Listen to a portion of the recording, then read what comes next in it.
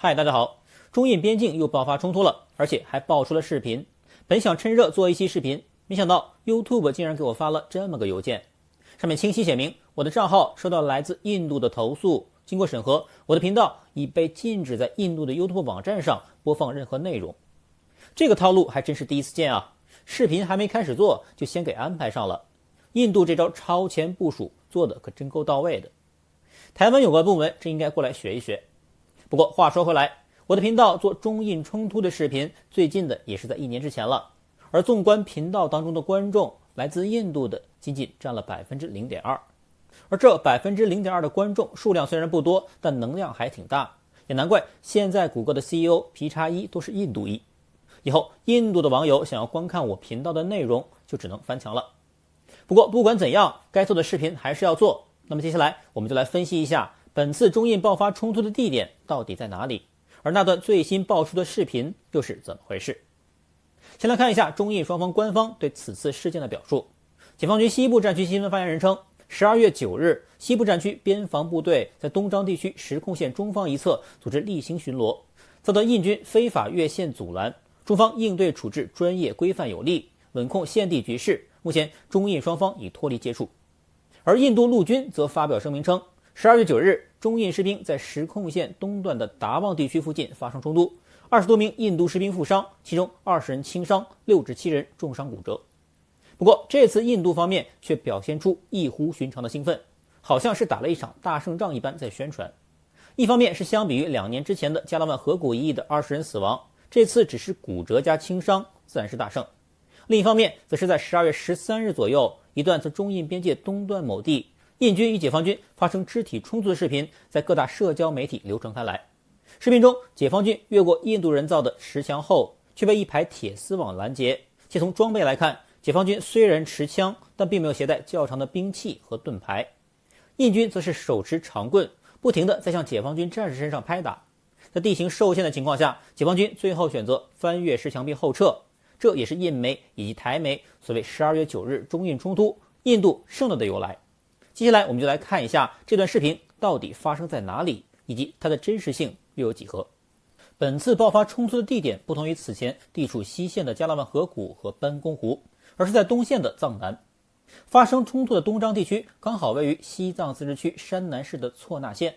当我们打开百度地图搜索措那县时，可以清晰看到县城的面积与一旁的不丹大致相当，而且绝大部分区域位于绿油油的藏南地区。而我们知道藏南这里有多达9万平方公里的土地被印度窃占着，所以现如今措那县就变成了这个样子。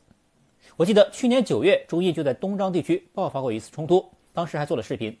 这是东张瀑布附近的地图，我们可以清晰看到谷歌地图已经将东张瀑布划归给了印度一侧。而且不仅如此，印度人还更进一步，在通往东张瀑布的2侧修建了岗哨，这些就是印方岗哨的样子，试图阻止中国藏民靠近瀑布接取圣水。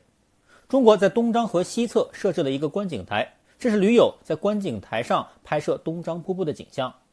据到过那里的网友说，目前过河的桥已被破坏，中国最接近瀑布的地点也就是这个观景台了。我们再将地图缩小一点，看一下此地双方对峙的形势。中国在东张地区有2个非常重要的村落，一个叫做肖村，位于东张瀑布西侧，另一个叫做汤乌新村，位于瀑布高地北侧的山脚之下。我们再切换到另一张地图，可见最下方的红线为臭名昭著的麦克马洪线，这条线是当年英属印度政府单方面画下的，当时的中华民国政府和现在的新中国从来都没有承认过。但如图可见，现如今印度已经继续向北蚕食了37平方公里的土地。刚才提到的东张瀑布，印度在2001年窃占，而最上方黄色的多古尔草场，印度在2003年占据。而这次曝光的冲突视频正是发生在这里。印度在东段藏南地区向北的蚕食与西段略有不同，东线靠的是造墙。我们再来到卫星地图，这边可以清晰看到，在东张瀑布山峰之上的多古尔草场这里，印度修建了一个较大的营地，并以这个营地为依托，逐步向中国方面挺进和筑墙。这边可以清晰看到一道人工修筑的石墙。如果中国方面反应稍慢，或者没有派兵过来拆墙，那印度就算在此地站稳脚跟，谷歌地图也会很识相的将双方的实控线悄悄移到这里。反正中印双方的边界没有谈拢，实控线本来就不是固定的，还不是想怎么画就怎么画吗？第一堵墙造好后，紧接着印度就会继续向前蚕食，并再次造墙，于是就有了如图10强2的出现。而传遍全网的那个最新冲突视频的发生地也正是这里。为什么这么说呢？我们先来看一下那个视频。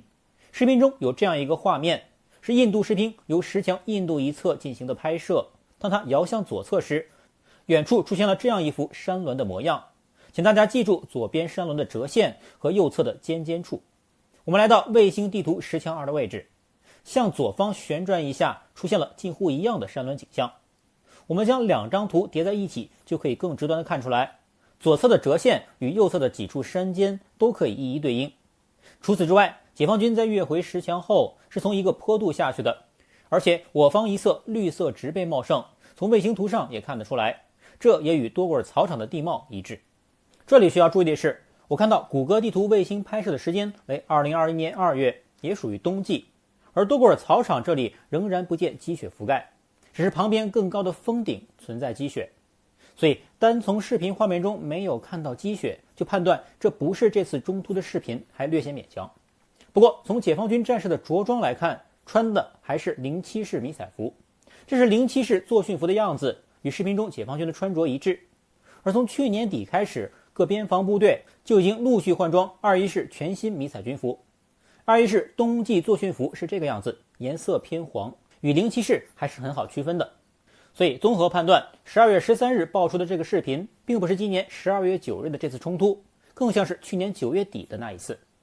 去年9月的冲突可以说规模非常小，并且没有爆出双方有任何士兵受伤的新闻。而当时印方还在拼命炒作加德万河谷冲突时印方的战果，并有社交媒体将俘虏解放军的图片曝光出来。不过当时就已经被我揭穿，图片实际来自一部印度自己 YY 的电影。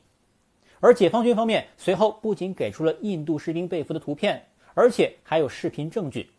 如视频可见，当时印度士兵伤得着实不轻，尤其是10号。